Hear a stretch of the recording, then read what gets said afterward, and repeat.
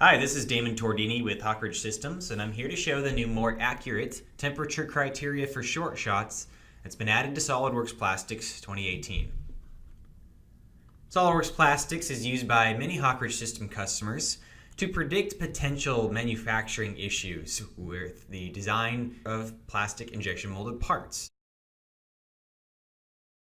Among the many defects that you might want to avoid with an injection molded part, such as in this reinforced plastic handle, is something called a short shot, where the injection molding machine is not able to properly fill the injection mold due to insufficient pressure.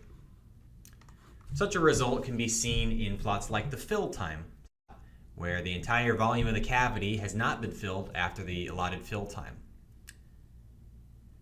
This type of a defect was previously predicted in SOLIDWORKS Plastics when the flow rate would drop below a certain percentage compared to the maximum, for example 1% as a default.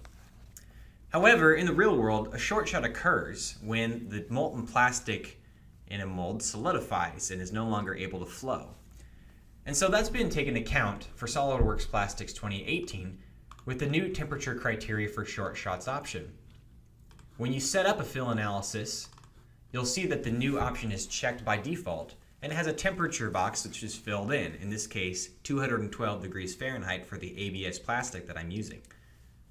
During the fill calculation, the temperature of the molten plastic will be continuously monitored, and at any point within each element, if the temperature drops below that value, the molten plastic will be considered as solidified, and that'll determine what the shape of the melt front is in the final solidified part, leading to better accuracy.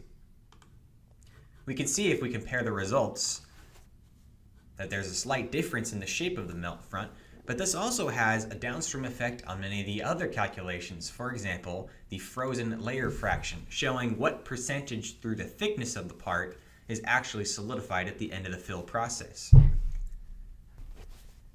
This is a minor enhancement which will have a significant impact in the terms of accuracy for all available results for a fill analysis, pack analysis, or cooling for almost any simulation in SOLIDWORKS Plastics 2018.